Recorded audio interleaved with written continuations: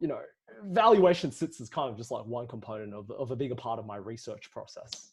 Like 40% of it is just valuation, I think. Yeah. If that answers your question, Sam. Yeah. Yeah. Okay. Maybe just one follow-up question before I pass it on to Austin. Sure. I think the last part about how you actually went in person to maybe talk to management, investigate the company and stuff like that. I think that's really interesting. Do you have any like interesting stories about like how you actually went out? I guess like talk to a business, like really understood the business behind the stock and kind of, I guess, gain a greater insight into the company.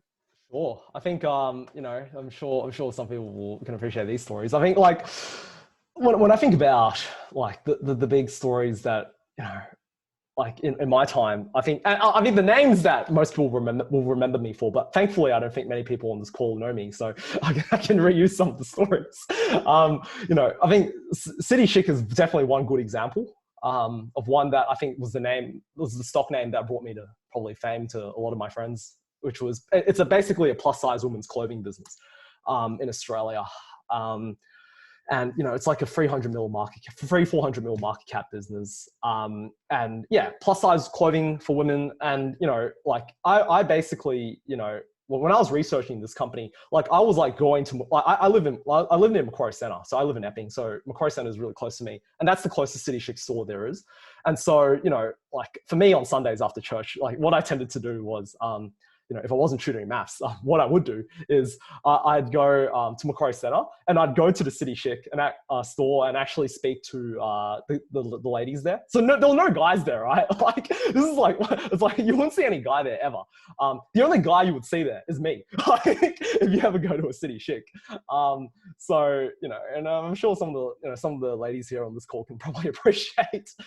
Yeah, you probably would never see a guy there, but yeah, I'd speak to the staff ladies there and the customers there, actually, the girls who shop there. And look, I'll tell you one thing, like the most important thing about that investment into me buying City Chic back when it was 70 cents, and now it's like $2.80 or something. But 2 years ago when I bought it, the problem I always had was about competition. Because like, if you think about it, like, why can't anybody else, you know, just sell the same plus size clothing? Like, doesn't Maya, like, in fact, Maya actually has plus size clothing as well. Like, we're talking size 16 plus.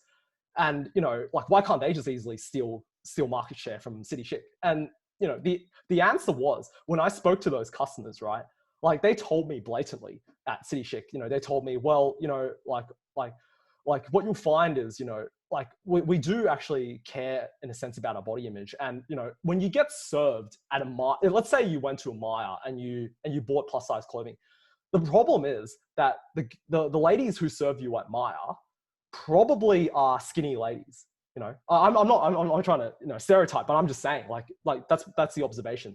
And, you know, when you're getting served from someone who's skinnier than you, it doesn't feel very good from a body image perspective.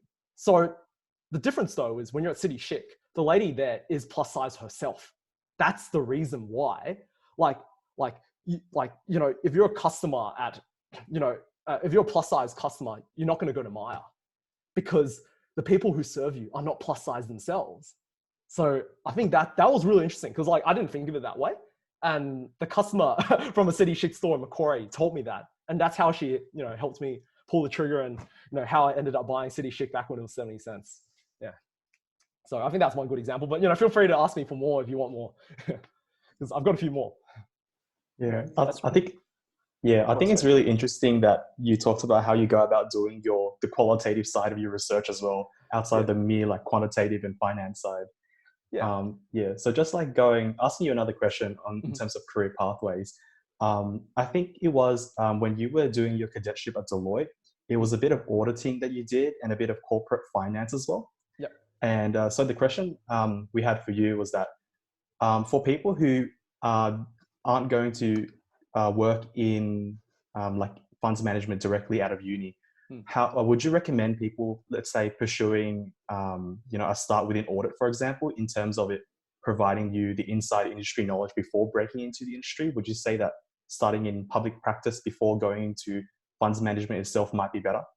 That's a good question. I think I think for everybody's path it's different. So, you know, I can only speak from my own you know, personal experience, but I will say My 2 cents is that if you know that you're 100% committed to doing funds management, you want to manage money for other people, and and you get a real buzz from doing that. I think anyone who in March and April, when they're watching ASX bets or Wall Street bets, like everyone was like on fire. Everyone was keen. Like when they're buying stocks at fire sale prices. Like that's the kind of feeling. If you get that feeling and you love it, like me, that's what I get every day from doing my work. Yeah, I wouldn't settle for, like just like going to audit first and then trying to go to funds management, or trying to go into sell side research like Macquarie Group or Goldman Sachs or JP Morgan, and then going to a fund manager. I would actually recommend you try to do it as soon as possible. And okay, you're a university student, and I said to you, it's not easy, having anyone trust a uni student to manage money. But what, at least, I'll speak on behalf of Phil, who wasn't able to come tonight, but his experience was, and he came to me actually, and I kind of mentored him a bit to kind of tell him what to do. Was back then, he was interested in this, and I told him, not to wait and go back to Macquarie Capital and then join into a funds management. Like I told him, just try to go straight away. And what to do is, just like my recommendation has always been, you should write a stock note, like a 1-page note, recommending a stock that you like and why you like it, that you think can make money. And then, sending that in an email to all the fund managers in the land, like any fund manager in the land in Sydney that you can find. If anyone's in Brisbane or any other state, yeah, send it in your state. And yeah, and also try to do follow-up calls. If no one replies back, maybe after, give it a week, and if you don't hear anything back, you should call up and try to follow up. And hopefully maybe you can get an interview. And I would say, one of the smart ways of getting into the role, even though you may not have all the experiences, just to offer, to work for free. Look, let's face it. Like, I think, it's obviously not ideal, but I think like, the fund managers don't owe you anything, right? Like they easily as well don't owe you anything. So like my view is, if you can get your foot in the door and get the experience, then, you should just work for free, at least for a little while. And I actually think, and just offer that, like say, like I'm really interested in, like learning from you guys and trying to get some experience and getting my foot in the door. I'm really passionate about investing and want to do money management for the future. Could I offer to work for free, at least for the first few months, and support you where I can? Like that's the kind of reasonable statement that, most fund managers will appreciate, right? And so I think that's kind of the strategy you should take. If you know you're 100% committed to this industry, like you should take that path straight away, is what I would say. Like do it as early as you can. Now, obviously Austin, I think, like, it's not the case that everyone kind of ends up like me and, decides very early on that's what they want to do. Like I had a very good mentor who, obviously helped me down that path. But, maybe you're not sure.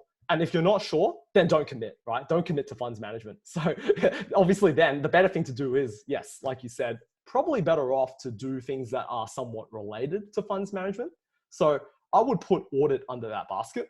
So, working in Big Four, I felt that like the audit experience there was really helpful for my Excel modeling skills, and also for just like how I understand accounting in general. I found that was really helpful in audit. So, and that's obviously, and that's obviously transmittable to funds management. But if you decide to do investment banking, that's also a good strategy. Sell side research, equity research, we call it.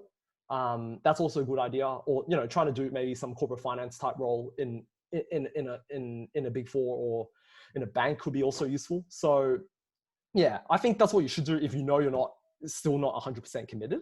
Like, yeah, then don't try to commit to funds management that early. Like it's better off you try to like find something else to do and maybe decide later on you want to transit into funds management. Yeah, that makes sense. Mm-hmm. So I will be moving on to the next segment of questions, which is relating to the market and economy now. And I know, Michael, you have a lot of interesting things to say. And so Too many. Yeah. Yeah. So I remember when you made a really interesting point in your last market recap about how the economy now is not like it was in the past, and how inflationary targeting is now kind of pointless. So what are your thoughts on the RBA lowering the cash rate to an all-time low of 0.1%, and how do you feel this will affect valuations? Yeah. This kind of question is one that obviously, this is only my 2 cents, like these kinds of questions are more macro in nature. So, there are a lot of different, factors that can,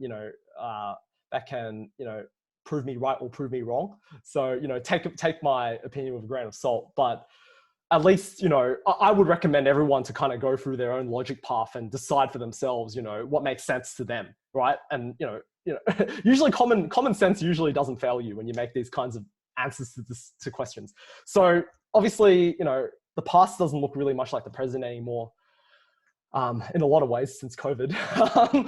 And, yeah, I think what I was basically, maybe for context, what I was talking about in the last call, which was a really robust call. I really liked it, actually. Speaking with Phil, is this idea that what central banks have been doing pretty much since the 1950s, post World War II, is, with their central banks, basically setting an inflation target.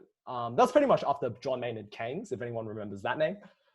Keynes was obviously a person who really liked the idea of government intervention in the market, wasn't very a free market kind of person, but really wants the central banks to intervene.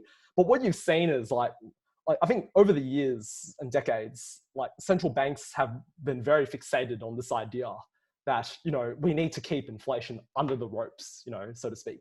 And what that basically means is, if you look at Australia, for example, we have a medium-term inflation target that's 2 to 3%. For anyone who's a bit unsure, inflation is the idea of, measuring the price level of goods and services in an economy over a period of time. And so obviously rising price levels of goods and services means rising inflation. Now, what's interesting is over the last probably what I would say 1 decade, 1 to 2 decades is, like if you ask anybody, we haven't really experienced much inflation at all. We're pretty much like 0% inflation where we are. Maybe like 1%, per annum, but more or less than 1%, and it's very far away from the targets that we want to achieve, the 2 to 3%, call it. And the argument I make is that if you think about it, the very definition of inflation, it's the price level of a basket of goods and services. Now, when you think about goods and services, it's like, yeah, basically like, your milk, your Macca's burger, or basically, anything that you can, have a final value for. And so what's interesting though, particularly as a US and European software analyst, Antipodes, is when you really think about like what a lot of these software companies are doing, these technology type companies, is they're in a lot of ways, they're reducing the price levels of goods and services. So for example, when you think about what Uber's doing, undercutting the taxi drivers, and when you think about what Airbnb is doing, undercutting the hotel operators, like you start to realize that technology companies are underpricing like goods and services of every single industry out there. And so like by very definition, right? Like when you measure on that basis, like you're going to see price levels of goods and services kind of start to decline. And that's because of technology. Like this idea that, like technology companies out there just trying to make things cheaper. So, and then the central bankers are often going, well, how come, we're not seeing any inflation, even though, we've got very tight employment levels. When I say tight, basically, almost little unemployment. I'm talking about pre-COVID, right? I'm talking, obviously post-COVID is different, but in the pre-COVID world, the last 10 years, generally what tends to happen is when you have a fully employed economy, we have what we call the Phillips curve. And that basically means it's the inverse law between unemployment levels and inflation. And so when you have very low unemployment levels, ideally you should see inflation start to move up again. But we're not seeing that because inflation is still like 0 to 1%. And my argument is it's because of technology companies underpricing every good and service out there in the world. And so, because you're measuring that basket, it's just going to keep going. It's just going to look like it's going down because it's being dragged down by these technology companies with cheaper offerings. So I think that's something that's very interesting to bear in mind. And I think central banks aren't really awake to that idea. And so I think in that world, I'm happy to talk about the implications later, but certainly, central banks, obviously have a really bad tendency to intervene every time they think something's going bad. like, you know, whether that's decreasing the rate to 0.1% or, you know, or printing as much money as they possibly can to the hands of the people. My view is that, you know, like Dr. Lowe didn't have to, in the RBA, Reserve Bank of Australia, have to reduce to 0.1%. I don't think he had to, but he did anyway. Because as you'll probably know, most central bankers were taught at a time when, you know, John Maynard Keynes was a hero, you know, when he saved them all in World War II, you know, the economies of World War II.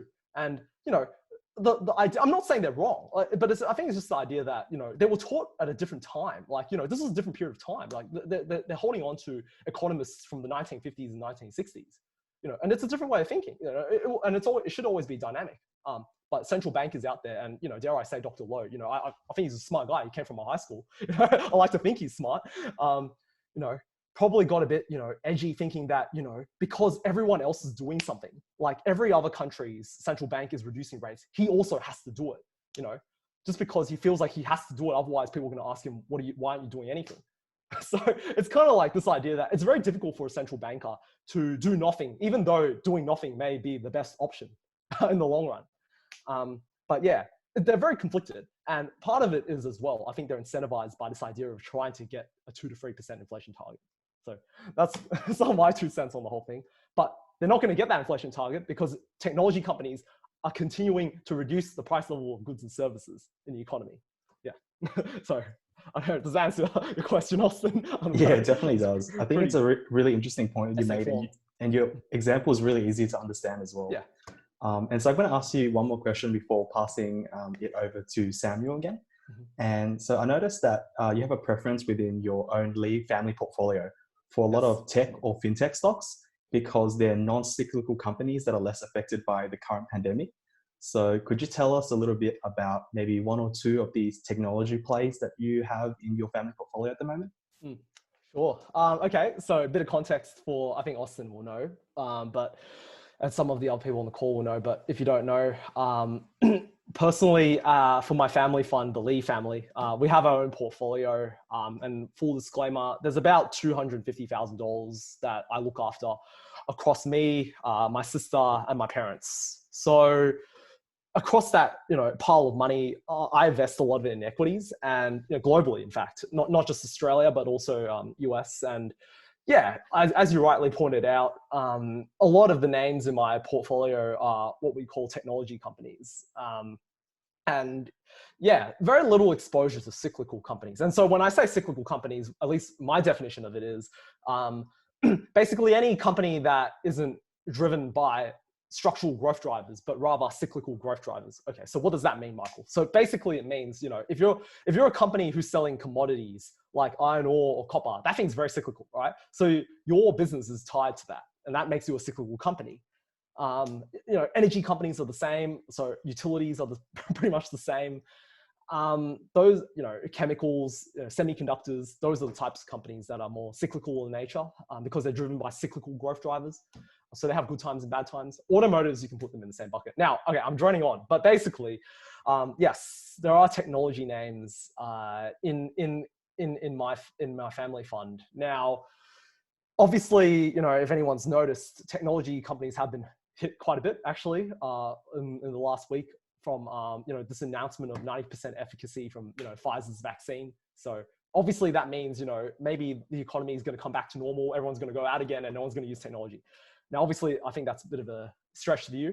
I think it's a bit silly to think that, you know, people are going to stop using Microsoft and stop using Facebook, and you know, and that everything's going to be, you know, hunky dory back to normal. But there is some normalization that I do agree with.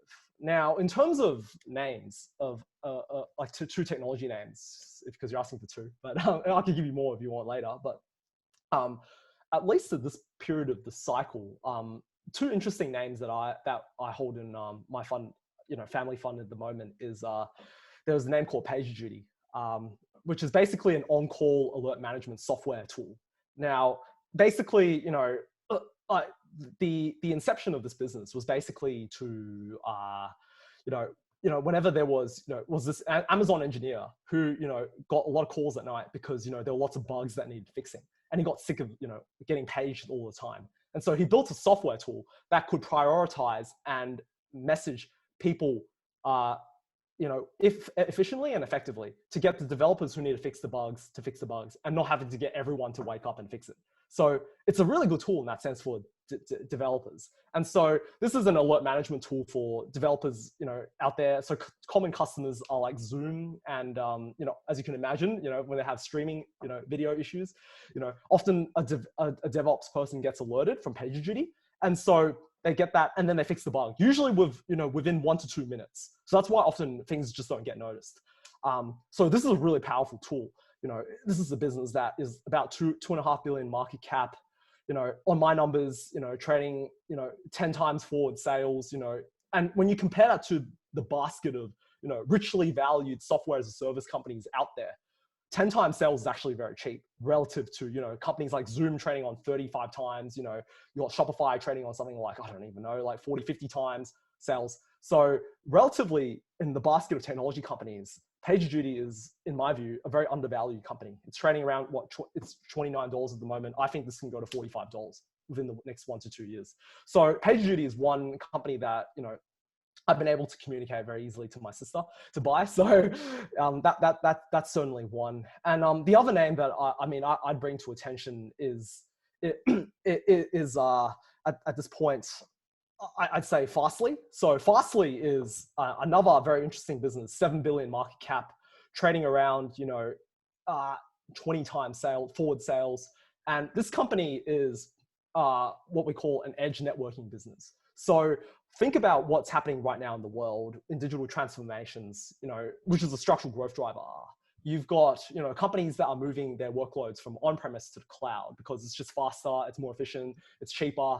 So, gone are the days where you have, you store and you compute stuff, in one of your database rooms next door. These days, you're doing it in a data center that's offline, and that's what we call in the cloud. And so, that's what's happening, today. But then when I think about the next 10 years, what's going to come after the cloud? And my view is, we've done very well at having origin servers, in data centers. So we're really good at, doing compute and storage in these big, data centers across the world.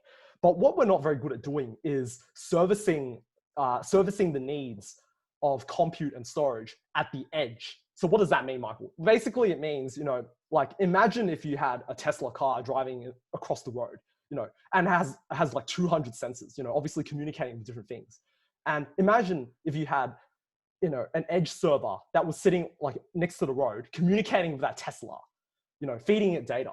Like the idea of edge computing is this idea that you have edge servers, which are not in the origin, but out like, maybe it's outside my building, in my apartment building, or, outside, on a highway road. It's this idea that there are many servers, not big data centers, but think of it as mini data centers across the world. And why do you need that? Well, it's because in a lot of cases, things can only travel as fast as the speed of light. So there's always going to be streaming delays, right, for things just because of the limit of distance. So, that's why you need sometimes edge servers to close that gap of distance. And if you want things to run even more smoothly. And so what are some of the use cases of that? It would be cloud gaming. It would be, communicating with an autonomous taxi network.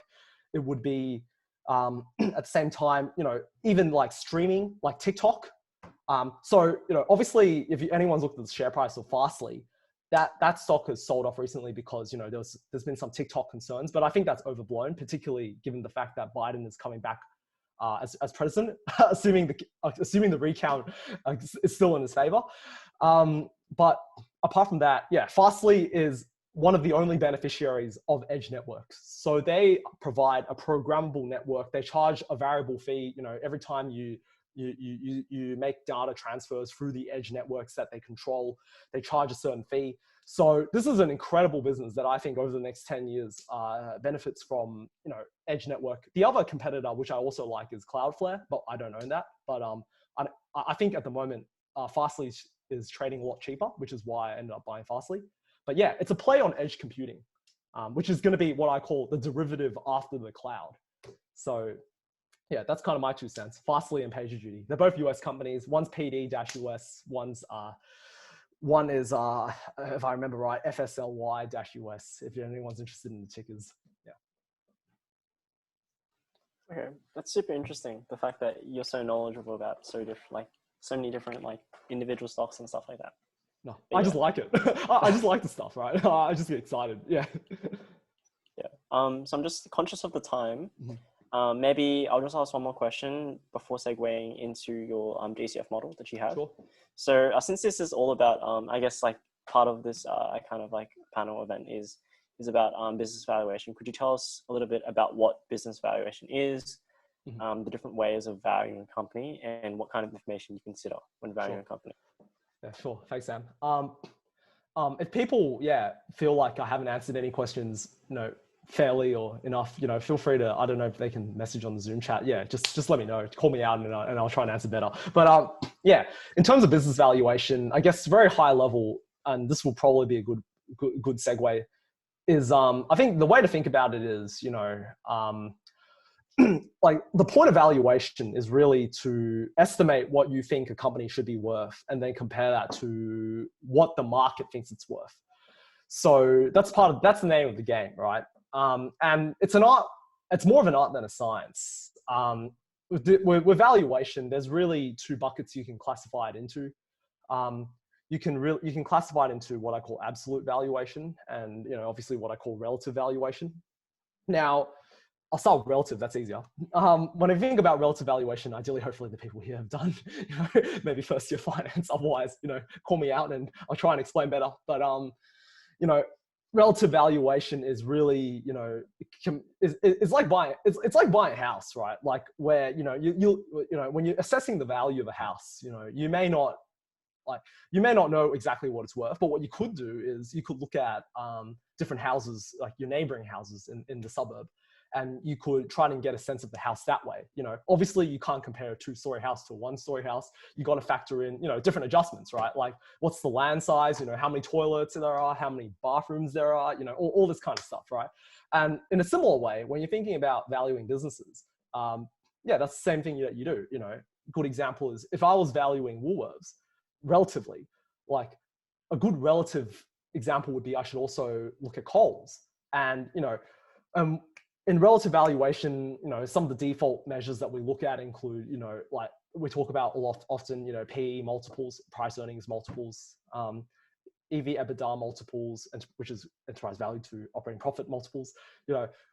And the reason we do that is obviously because you need to standardize it somehow, right? Like you can't, it's like if you're looking at a house, right? Like you can't just say like the price of one should be the price of another. Like you really have to standardize it based on some denominator. For example, like, maybe price per square feet, maybe price per number of, garages, or price per number of toilets. It needs to be something of something. So in order for you to standardize and do relative valuation. But that's basically one basket of valuation that you can think about. And I use that the most because that's how my mentor does it. And I follow him. But, in terms of absolute valuation, which is what I will be going, I'll try to go over, as simple as I can tonight. That's really, trying to build a model, and often we talk about a discount cash flow model or a DCF model, whatever you want to call it.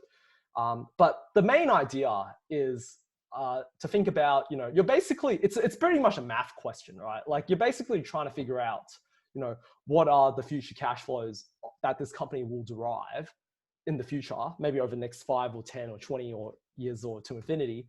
And you have to discount those cash flows back to today to see what it's worth today, based on with an appropriate discount rate. So yeah, you're basically in your math question, figuring out different numerators and different denominators. And then hopefully, you plug it all in and you get equals, some target value, i.e. some value that you think this company should be worth. I will say, there's obviously a lot of nuances to absolute valuation, when you're building a discount cash flow model. It requires a lot of assumptions as well. Because, when you think about it, I think, from the numerator, you're going to be thinking about free cash flows, which is, basically just sales less costs. And, you got to have assumptions about what you think sales will be like for a company in the future and what costs will be like. And that will hopefully get you some free cash flow number. And then at the same time, you need to have an assumption about what you think that discount rate you're discounting the free cash flows by should be. And, you know, there's a lot of academia about it, you know, looking at capital asset pricing model, Farmer French model, all that kind of stuff. But yeah, you're basically just trying to figure out a numerator and a denominator over time. And you're trying to just value that stream of cash flows back to today. I think that's the main idea of valuation. Is there anything in particular you want me to kind of emphasize, Sam, or was that okay? Or Yeah, I think that was pretty good. I just wanted to segue into your DCF model as well. So, yeah, I think that's all we have for the first Q&A kind of component. Okay. When you're ready, Sure. you can run us through the model that you've prepared. Sure. Okay. Give me a sec. I'm just going to turn on my light. It's a bit dark. Give me a sec.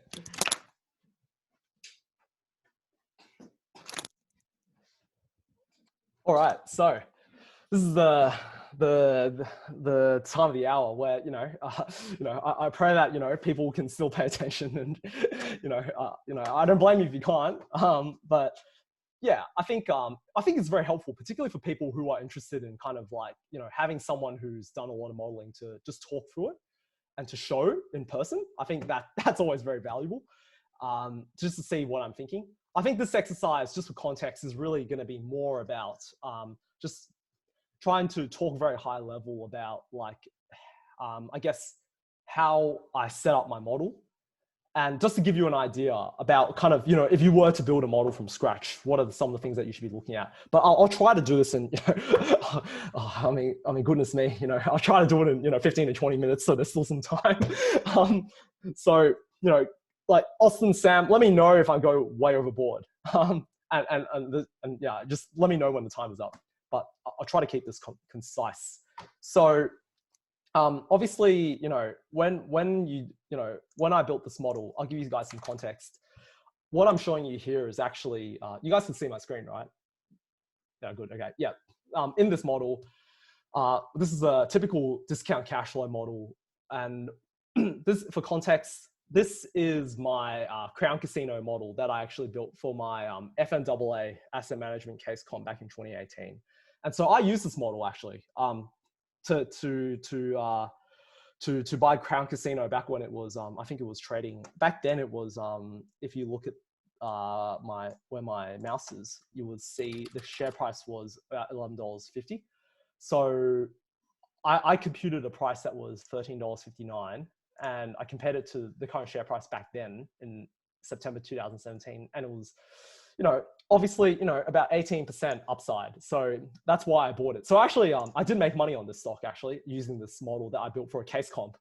Funnily enough, I always think, when people build when people do case comps, I think, the best case comps you can do is is research you can do, and then you can make money from it. I always think that's the best. I think I probably made like $1,800 on this. So anyways, that was well spent. Okay, the very principle of discount cash flow model is like the way I think we need to set a roadmap is like I have this formula, which is free cash flow to the firm. And I basically what I did is, I'm just typing it in so it's easy for you guys to understand. I did that. So this is the numerator, basically. Effectively, this is the numerator. Have it in your head. Free cash flow to firm. And this is earnings before interest and taxes multiplied by 1 minus tax. So it's the after-tax operating profit. I then added back depreciation and amortization because that's a non-cash expense. I subtracted CapEx because that's a real cost to the business. When you're trying to build a factory, when you build a factory, that is a real cost. Excuse my mom over there. And you have also changes in working capital, which is, current assets, operating assets, less operating liabilities. So, movements in accounts receivables, accounts payable, like that stuff can also, mean, cash inflows and outflows. So you got to account for that. So I call that the change in, net working capital. So that's the numerator. I think just have it in your head right now, and it'll make a lot more sense later once I go through the model very quickly. In the denominator, what you'll see is I have my WACC. So we call that, i.e., it's the weighted average cost of capital. No. And that's basically the discount rate that you calculate on your free cash flows to the firm. Now, very quick one. If you're discounting free cash flows to equity, then you should be discounting it back by the cost of equity, not the WACC. You're gonna have to keep it consistent, all right? If you're valuing the whole firm, you should be discounting the cash flows based on a total firm discount rate, which is the WACC, because that includes both debt holders and equity holders. So, long story short, keep these two, in the back of your mind. But basically in this exercise, we are just trying to find the inputs to get to a free cash flow to firm number. And we're trying to get the inputs to get to a WACC number. Now I'll start where it's easy. Let's do the WACC. So we'll do the denominator first. So if you look at my screen, I'll make it bigger for you guys. What you'll see is this is where I calculate my WACC. So really in fact, I should probably do this properly, where, it's debt over value, I think, which is value being debt plus equity times RD 1 minus D. That's the after-tax cost of debt, and you're adding back the cost of equity. So I just basically need inputs to get my WACC, right? So there's no surprise there. In this example for Crown Casino, the 2.66% risk-free rate, back then when risk-free rates were a lot higher, now it's like 0.5%, but back then at least it was 2.6 from Bloomberg. I think I got that from Bloomberg. I'm trying to figure out a beta, and I'm trying to figure out a market risk premium. And, everyone, who hopefully has done finance will understand capital asset pricing model, the CAPM. I basically just sum that all up. That's not exactly the right way, but, I think you get what I mean. That's how I calculate my cost of equity, long story short. And that's the RE, by the way. That's the RE. In the cost of debt, what I did there was because there wasn't any market value debt from Crown that you could observe with a cost of debt. What I did instead was I looked at the interest expense and I divided it by the average debt balance and got a supposed cost of debt implied. It's a book value number, I know, but it's not market value. Market value is probably better, but that's all you have. So, that's the best you can do. So that's how I got my 8%. And that's the RD, by the way, guys. And, sorry, there's a mistake there. It should be E over V times RE. Yeah, there you go. So I've got my cost of debt. I've got my cost of equity. So I got my RD and I got my RE. Now I just have to weight it based on the debt amount and the equity amount. And that's kind of what you see I'm doing here. I'm factoring in the debt and the equity. And from there, I weight it accordingly. And that's why it's called a weighted average cost of capital. And I get my 7.78%. So long story short of this is, yeah, you can see that's basically this crazy formula here. There's nothing very fancy about it, quite frankly. It's basically the weighting on debt times the cost of debt plus the weighting on equity times the cost of equity. That's basically these four cells here. And that's how I get my 7.8% WACC for Crown Casino. So now that is going to be the denominator that I use to discount my free cash flows to the firm in Crown Casino that I'm projecting. Now, the time of the hour, where it gets very interesting is, trying to, say, well, Michael, how do I get this free cash flow to firm number? Well, so in Crown Casino, what's quite interesting about Crown is they have different segments. If anyone's been to Crown, there's Crown Melbourne, there's, that's the one I think I went to recently. Great casino. Not encouraging anyone to bet, but yeah, they have different segments. There's Crown Melbourne, there's Crown Perth, there's Crown Aspinalls, which is the UK business. There's Crown Sydney, which funnily you might be able to see. I think it's like Harbour Bridge is around there. But anyways, yeah, and they're building it right next to I think PwC. There's a really big tower, and that's Crown Sydney. And there's also a wagering business, which is not there anymore. But they basically used to have a sportsbook business as well, in this wagering and table games and stuff like that.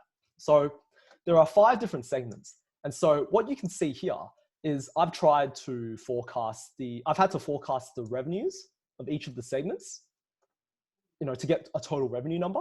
But then I've also got to forecast the costs.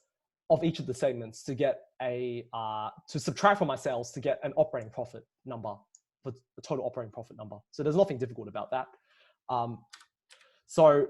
And what you can see then is I've had to, that gets me to my EBITDA number, but I need to get to my EBIT, remember? So that's why I subtract my DNA first to get an operating profit, an EBIT number. And then what I do is well, this is actually not relevant, but forgive my fourth year student mentality. But what you need to do is you need to subtract the taxes from the EBIT to get to a NOPAT, which is basically the EBIT times 1 minus T. Like that's actually just EBIT times 1 minus T. That's all you got to know. So we've got already one input, which is that there. Now you also got to remember we need my DNA, but I've got my DNA. So that's already there, my depreciation and amortization. I've already built my forecast for that. Then I need to subtract the CapEx, which is, purchases of property, plant and equipment, that kind of stuff, which is a very real cost to the cash flows. And I've got my own forecasts for that. And, once I've done that, I also have to remember to subtract my changes in net working capital, which is obviously the change in operating assets and liabilities year on year. And yeah, you can see, I basically try to just identify each of the different inputs that I need to get my free cash flow to firm, my numerator number. And that's what I did to get to that. And you can see I've added my EBIT times 1 minus T. I've subtracted my change in working capital. I've subtracted CapEx. I've added DNA. Now, the last thing you might ask me is, Michael, what about this Elon project? There's something funky about this. With Crown, they were actually, claimed that they were going to, in the next year, sell their US businesses for a certain price. And so I've actually included that gain in sale into my free cash flow number. In most cases, this is generally not needed. Like you don't have to worry about this input. But, for me, I knew that they were going to sell a Las Vegas project in the next few years. So that's why I included that into my free cash flow number. But yeah, all you can see really fundamentally is this is my numerator right here. Like these cash flows that I'm forecasting for the next years. And all I'm doing is I've got my numerator. I've also got my terminal. And I've discounted it back by my 7.8% WACC, which is the denominator. And that's what you get. You get these present value cash flows for every year, including terminal value year. If anyone's interested, there's nothing funky. Like for my terminal value, it's a Gordon growth method. So, you can all study that in your own time if you're interested. But yeah, I discount all those numerators by my denominator. And I add up all these, and I add up the present value of all that, and I get to this $8.5 billion number. And, you got to remember when you're discounting cash flows to the firm, you're actually calculating a total value of the firm, not total equity value. So to get back to equity, you got to subtract all the other claims within the firm.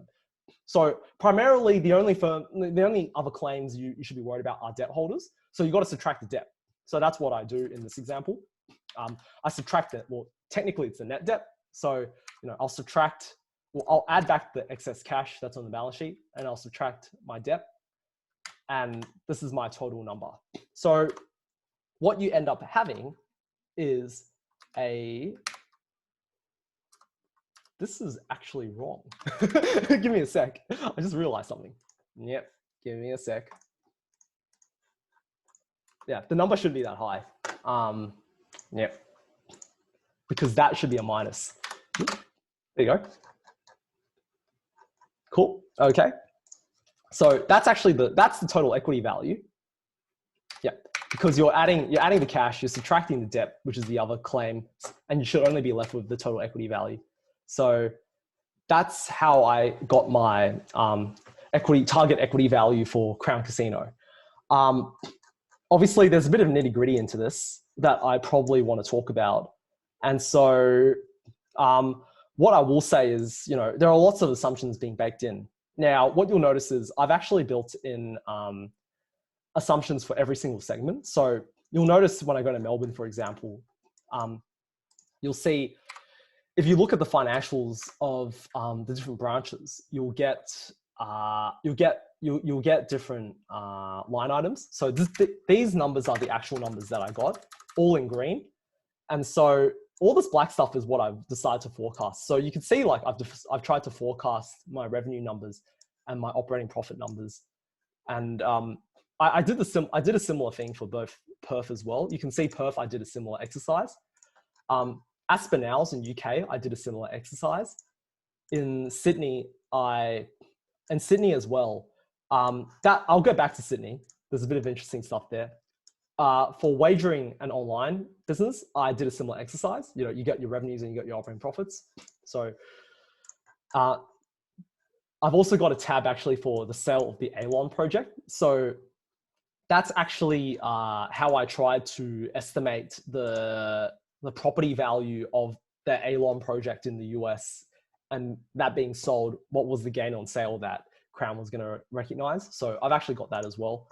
But I think where I can take you is, the idea is I have a segment that models out the revenues and the operating profits for each of the segments. And you can see in my assumptions tab, that's basically where I drive all my assumptions for each of the different segments. So you can see, like, for Melbourne, for Perth, for Aspinalls, and for wagering and online, I've got growth rates here that I can just, like, play around with. You know, these are just numbers that I can make that, 20 if I wanted, or any other numbers, I can play around with them. And you'll notice for my operating profit numbers, I have margins that I forecast for each of my different segments. And if anyone's wondering how I figured them out, it's really just looking at history and figuring out what the historical margins look like, because casinos are ultimately a pretty steady margin business. You'll find that, like, most of the costs are fixed for a casino. You're operating a hotel, you're operating a big casino, you're going to pay, like your usual stuff, that usually doesn't change. You might pay a bit of, like, food costs, utility bills, all that stuff is pretty fixed because you're all in that one property. But the only part where it really differs is actually in the gaming tax that's charged based on the revenues that each of the segments make. And they differ by state, actually. Like, when you look at casinos in different states, they charge different tax rates. I think Melbourne and Perth are more like 20-25%. Sydney's like 29%. So yeah, that's the only real variable cost in the margins, which is why there's any difference in the variable margins in the first place. But you can see it's all pretty steady. I think it's mostly like I forecast them to be pretty similar, like 29-30% levels. And online business is a bit different because that obviously has been loss making, but I assume that it was going to catch up and become profitable because online businesses really don't have much costs at all to begin with. They don't have to pay rent or anything like that, or staff. So I can imagine that margin ramping up very quickly. Now, the most interesting component that I think I'd like to talk about tonight is, maybe very quickly, some of the other assumptions I made. Obviously, you need an assumption for tax rate for the 1 minus T in your EBIT. So that's just the Australian corporate tax rate, 30%. There's nothing fancy there. In terms of CapEx as a percent of sales, you can see, like, that's how I modeled it to get my CapEx numbers. In terms of my working capital number, you can see how I did it is I took working capital as I think I took working capital turnover. So if you trace that, and by the way, don't worry guys, I'll share this more at the end. I think I'm happy to share this because I think there's a lot of things you can digest in this material. But if you go to here, what you can see that I've done is I've tried to calculate what I think would be the industry average working capital to sales. And so I looked at Star Group and Sky City. So they're two different casinos, and basically I tried to calculate what their average working capital turnover was, and I assumed that to be the target average. And that's kind of what I'm doing here, is trying to, like, assume that it gets to that number over time to forecast my working capital, my change in working capital. So that's there for people to look at as well if they're interested. And finally, for depreciation and amortization, this one was, I think, also simply just measured as a percent of revenue. So what I was doing, I think here, if I can remember it correctly, is I think I was also just forecasting depreciation, as a percent of revenues, and then that obviously just gets tied to revenues, right? If once you forecast your revenues and you have a percentage of revenue, then it's pretty easy to forecast depreciation. But long story short, look, there's no right way of doing this. There's many different ways you could do this. There's no right way. It's an art more than a science. But I think ultimately you have to remember that you are getting all your inputs that you need in your numerator and your denominator. Quite frankly, like that's all you need to know. So it's not really as intimidating as it first looks. And you got to remember, I built this from scratch, so I'm sure there'll be errors. And if people find errors, feel free to point them out to me. And you can blame my fourth year student self. But yeah, that's basically the name of the game. I think where this gets pretty interesting is Sydney was actually something that people had to forecast. And I actually felt like the market wasn't really forecasting it the correct way, because a lot of people in the markets were just putting a growth rate that they expected for Sydney, because like we knew Sydney was going to come hopefully in 2022 or 2023. And I knew that because I read this feasibility report that was like 150 pages long from 2013. That was signed off by Malcolm Fraser. And I went through that entire report just looking for some numbers. And yeah, I think the estimate was like I took, they said Crown Sydney would be built in 2022. So that's when I start to factor in those revenues. And what you'll see that I'm doing here is I try to estimate what I think is a normal operating cost for Sydney. And I think I took the average of all the other, I think I took the average of Melbourne and Perth and even Star Casino, and what their operating cost as a percent of sales was, to get supposed operating costs as a percent of sales that I could use for Sydney.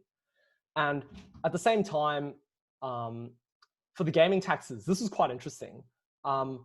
We knew that in the report, Crown Sydney was going to be charged on their revenues for 29%. So if Crown Sydney made $100, $29 of that would go back to New South Wales government. So we knew that 29% tax rate actually, if you read the report. And I think what they said was that they expected about $900 million over the next 10 years, over the next 15 years of the Crown Sydney's life. So what I actually did here, and this really interesting work with my teammate Kevin at the time, was we basically tried to scale our expected revenues in such a way that it started off small, and then it ideally grows a bit every year. And if you sum all that over the next 15 years, that gets you to $900 million. Because in the feasibility report, it said, I remember this because it said they would get $900 million in tax revenues over the 15 years of Crown Sydney's life. And if you divide 29% on that 900 million, you would get the supposed gaming revenues from Crown Sydney. And that is the second line down here, which is the $3.1 billion that can be generated in Crown Sydney over the next 15 years. So that's all in the feasibility report. And so we tried to actually do it that way and do it properly. And, we got our revenues, we got our variable costs from the gaming taxes, we got our operating costs. This shouldn't say OPEX margin, this actually should say. Anyways, yeah, as a percent of sales, we got, so we got our revenues, we got our variable costs, we got our operating costs. And so that's how I ended up being able to calculate an operating margin for Crown Sydney.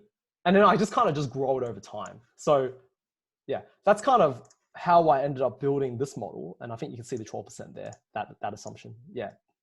So yeah, I think ultimately, in all of this work, I think what's most important about building a DCF, end of the day, is it's less about the math. I mean, the math is obviously important, but I think anyone can do that. I already showed you right there. All I'm basically doing is trying to find inputs for my free cash flow firm, for my numerator, and I'm just trying to find inputs for my WACC, for my denominator, and I'm just trying to find those inputs. The hard thing is actually trying to find what the inputs should be.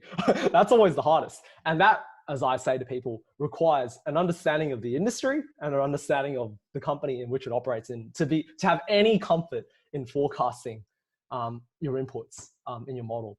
So, look, long story short, I think, this is a very long, this is a long modeling exercise that, I could go on for hours if I wanted to, but, obviously for the sake of time, 750, I'll cut it short there, and I'll be happy to send this model to, people in I4C, and everyone here tonight, if you're interested. I mean, I'll share this model easily. Yeah. So look, I think that's all I'll say for this presentation, but yeah, feel free if anyone has any follow-ups to, shoot me or ask later, and I'll try to get back to it if I can. But yeah, Austin, Sam, I think I'm done. I think that's enough. Yep, awesome. Thank you so much for that, Michael. It definitely doesn't seem like easy work at all, making profit here. Yeah. When you're building it from scratch, obviously, like I built this from scratch because I didn't have any templates, right? So like this was this purely from the very beginning. And there's obviously going to be mistakes, I'm sure.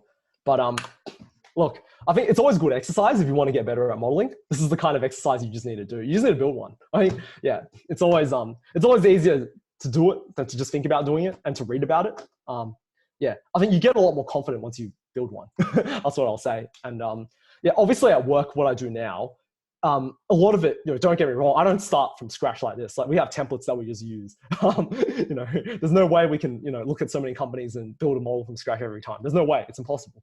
So yeah, hopefully that gives you a bit of insight into kind of like the kind of stuff that I would do if I had to do it from scratch, Yeah. So I guess an interesting question we have here would be, what are the steps that you take to find stock picks? Because I know there's a bit of a difference between how retail investors find stock picks versus how institutionals find stock picks in terms of you having access to research compared to the average ordinary investor. So how would you recommend the ordinary investor like ourselves to find like a stock pick, like hopefully like a multi-bagger, for example? Okay. I mean, multi-baggers are never easy to find. I've never found many. City Chic was one of them. PushPay was another. Zero was another in the family fund. What else did I have? I mean, there's not many. I think certainly at least the ones at the top of my head. Certainly there are different, advantages and disadvantages for being institutional versus being, retail, like, your average ordinary investor. I think it's a shameless plug right there. My blog is called The Ordinary Investor. So I'll plug it there. I4C, you should probably, send that link out to people if they want to see my website. But yeah, I think there are advantages and disadvantages to both. I think that this is like the advantage obviously for hedge funds like us is we get research anywhere, anytime pretty much. We get access to, management, speaking to management and, of companies, and that often can be useful.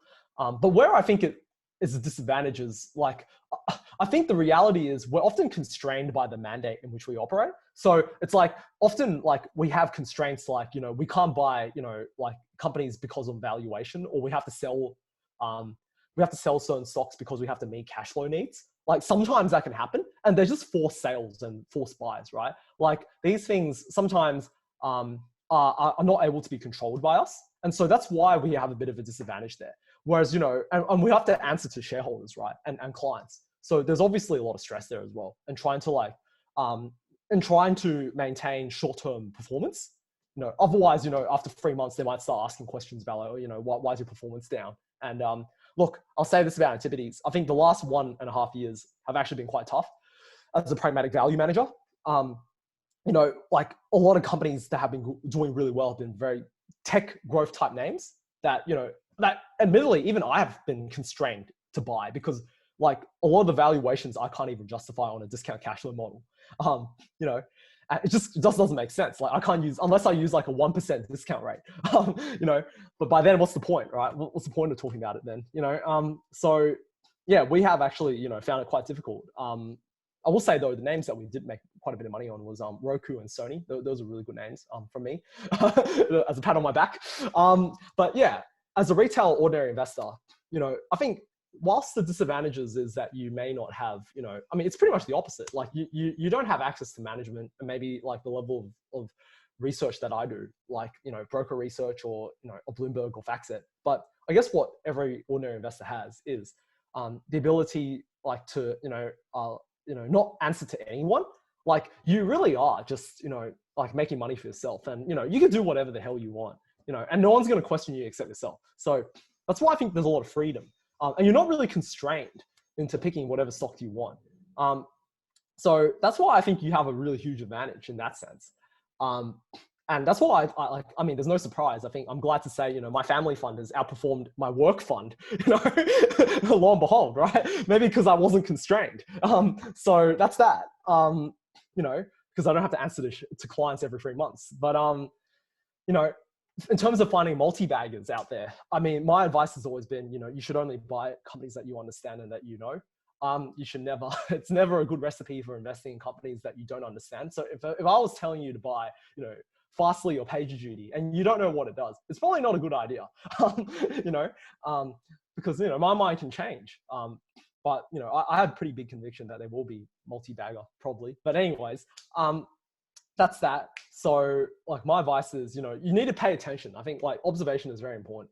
Like, when I found City Chic, like the story goes, like I was walking with my mom in Macquarie Shopping Center, and, my mom is the fashion designer. So she walked into City Chic, right? She likes looking at any types of clothes, whether that's like glass-ons or I don't know, like Lululemon or anything like that. She likes looking at clothes. And usually what I used to do in the past was I used to stand outside, the shop like any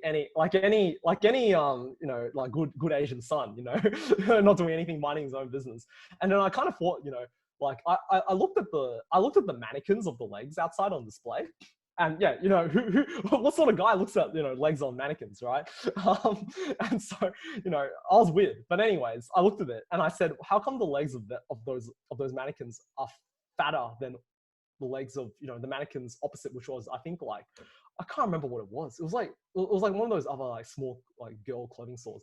And so I went around every single floor of Macquarie Shopping Center looking for, what were the legs of those mannequins? Like I literally was looking for mannequins on every floor, and I found out, there wasn't actually any mannequins that I could find that had legs the size of the mannequins in City Chic. And so, every girl's going to say I'm an idiot, right? Because I could have just easily went in and asked them and I would have figured it out it was for plus size women. But then I realized, from my own, observations that, this is a company that had a very niche product. If I was a plus size lady in Macquarie Center, there's really nowhere else to go apart from, like City Chic to buy a piece of clothing. So that was kind of how I discovered, that 4-5 bagger. And, I mean, like it was one that, like, I think it was quite timely, but I think as well, I think you need to pay attention to a lot of these things.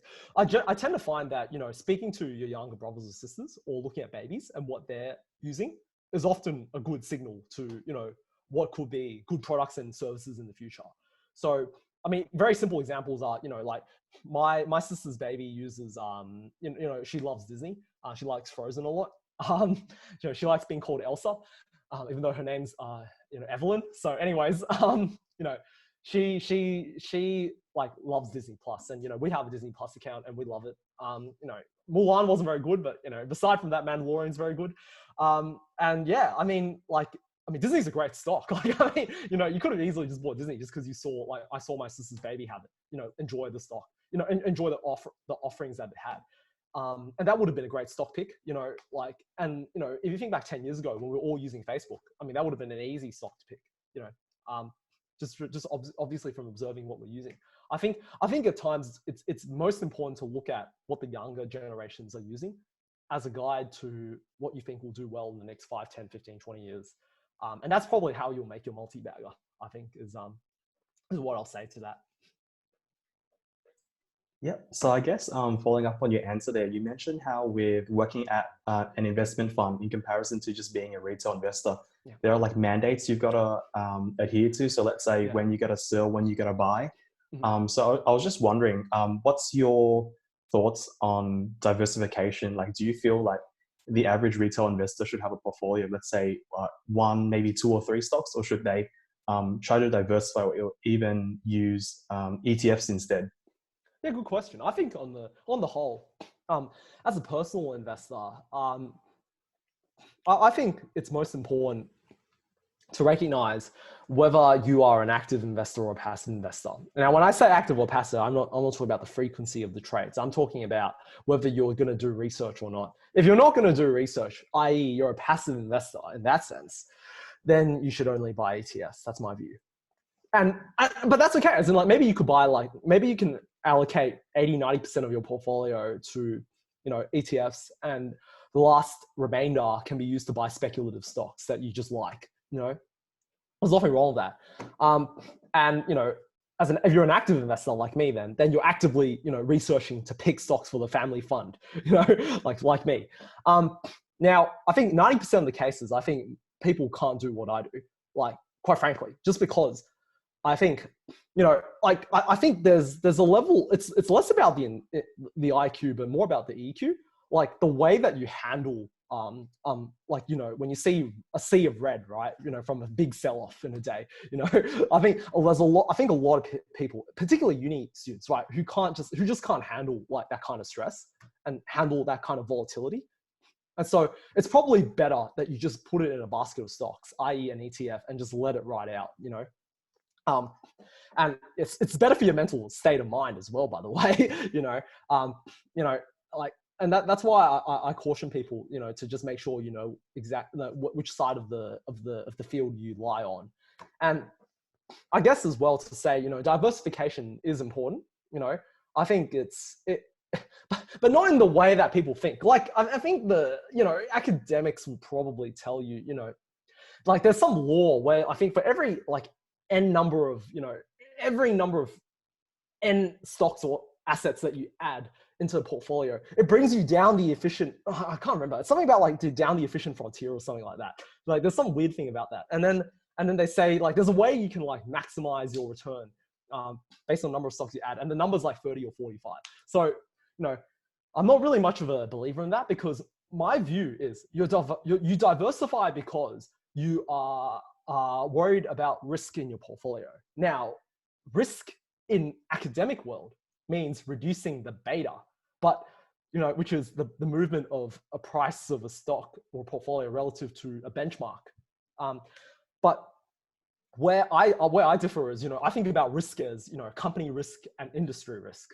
Like, and that's why when I'm like, I'm not diversifying for the sake of diversifying. Like, I don't like the idea that people are just buying a whole bunch of ETFs thinking they're diversifying, because I don't think that's the right way of thinking about it. I think you still have to do a bit of homework, thinking to yourself, okay, am I buying, like, a travel ETF, and then am I buying, like, an ETF that's, like, related to, like, utilities, like oil ETF, right? If you own both of those, you may think it's diversified, but funnily enough, in COVID, when planes aren't traveling, people don't need oil, to fuel the planes. So they're actually a lot more correlated than you think. So I think a lot more, like, discussion should be had and thought should be had around the idea of risk and what it actually means. And look, there's no number that you can quantify to it. And I think that's why people don't like it. But I tell people often it's just having the common sense to recognize where there could be relationships in the companies or the industries that you own, even within ETFs, and asking yourself whether you're okay with that level of risk. I think that's why when I look at, diversifying, I'm really thinking about, okay, like, what is the company that I'm being exposed to, and what is the industry that I'm being exposed in? And thinking, okay, if I'm going to add another company in, am I in any way related to the other stocks that I own in the portfolio already? So I think that's actually the most sensible way of thinking about it. It's a lot more effort, but I just think that a bit more thought should be had there before, like, just trying to go, okay, I'm going to diversify everything that I have. Yeah, that's my 2 cents. Yep, thanks for that response, Michael. So seeing how it's past 8 p.m. and for the sake of time, we noticed that in the Q&A, a lot of people are quite interested in the buy now, pay later stocks, as well as how to approach the valuation of loss-making companies, whether or not a relative valuation approach should be taken, let's say PE ratios, or whether you should use an absolute method, which you were explaining earlier, in terms of using a DCF. So what are your thoughts on the buy now, pay later companies, and how would you go approach the valuation of those companies which are loss making? Sure. So yeah, a few questions in there. I think, like, I'll talk a bit. I'll say very quickly about buy now, pay later. That's obviously been a red hot space a few months ago. You know, and probably, you know, it's not talked about as much on ASX bets anymore because everyone has been disappointed on ZipPay and frankly even on Sezzle. I actually used to own Afterpay back when it was $5 in January 2018. Oh, December 2017 was when I bought it. And that's actually because I noticed all those Afterpay stickers in Macquarie Shopping Centre. So I think people are starting to realize if you want to find stock ideas, go to Macquarie Shopping Centre. So that's one way you can find multi-baggers. For me, I sold Afterpay. Oh, goodness me, I sold it way too early. I was an absolute idiot. You know, I sold it around $18. So I only made like 3-4 bagger. But that was, you know, a company that did very well in 2018 and 2019. And I sold it in like late 2018. I didn't even wait long enough to see it go to $100. Like I don't even think about, you know, like $18 is nothing compared to 100. But yeah, this space is what I would say is, in a lot of ways, I think the competitive risk behind it is PayPal, which I think is a very valid risk. That, you know, PayPal's a very big player. You know, we're talking like in the 100 billion market cap range. You know, very well funded. You know, trying to attack the buy now, pay later space. But I tend to think that Afterpay will still hold on very well. And quite frankly, I actually think the market has gotten a bit oversold relative to the to those buy now, pay later names. Quite frankly, if you look at history, at least, I think yeah, like I think the market has gone. I think particularly too cautious on some of the names. Like I think Sezzle is one that I own in the family fund, and you know hasn't really moved much since I bought it around $7. But I actually think this is a stock that will go to $10. It's exposed to pure US retail, no Australian exposure. But yeah, just another buy now, pay later company. But you know, it's growing pretty much. It's exhibiting the same growth characteristics as Afterpay back 2-3 years ago. So that's why I think it could almost replicate what Afterpay has done. You know, this is a company that's on like 1 billion market cap. I think it can go to, you know, 2, 3, 4 billion pretty easily. But yeah, Sezzle is one name that I think is actually, you know, in the buy now, pay later world is actually undervalued. Like, yeah, I think possibly even ZipPay. But I'm not that fussed about valuations on buy now, pay later now. But yeah, in terms of looking at those kinds of companies, they're obviously, you know, in most cases, loss making.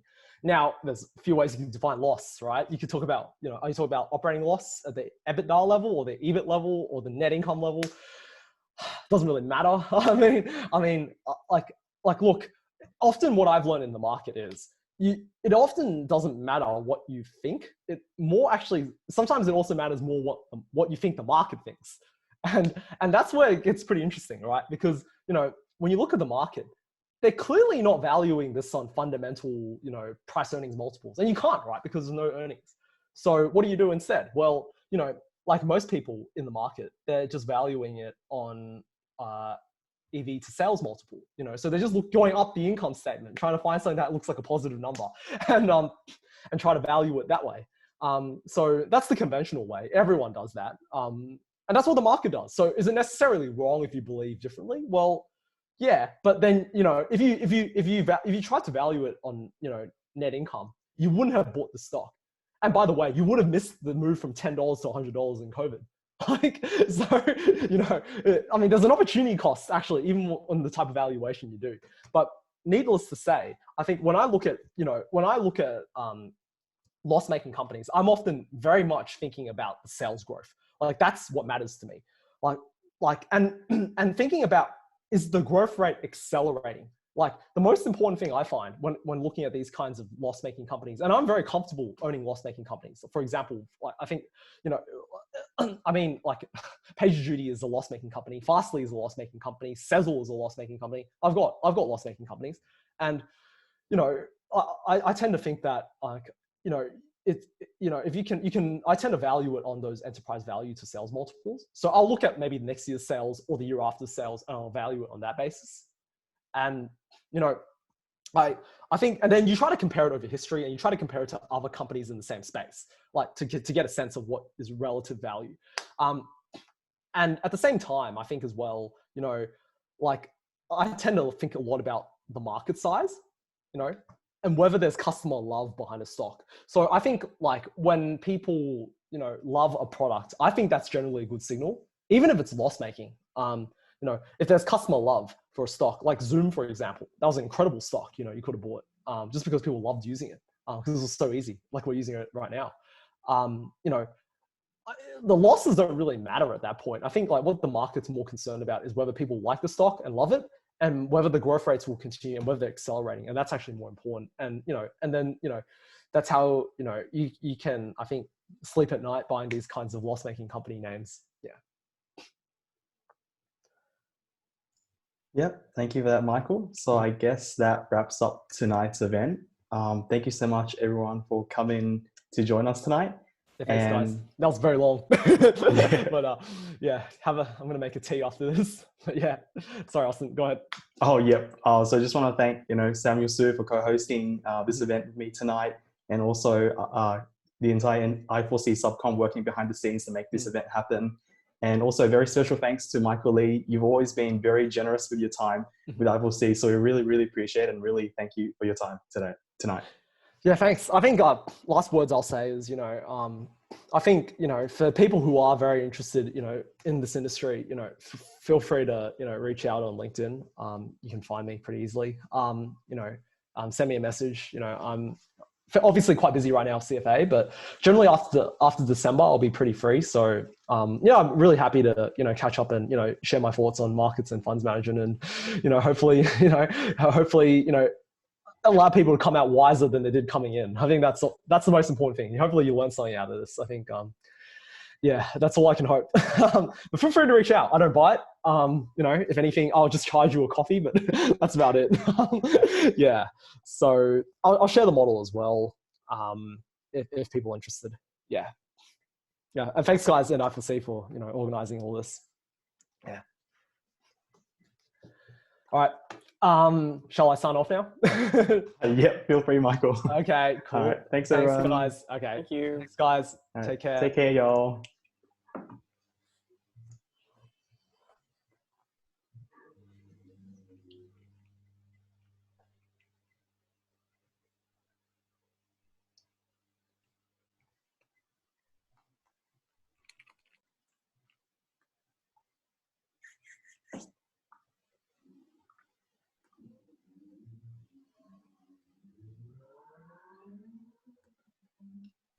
Okay.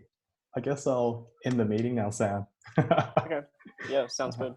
Yeah. See you. All right. Thanks so much for co-hosting tonight with me, man. No worries. All right. Take care, you guys. Thanks for coming. Bye-bye.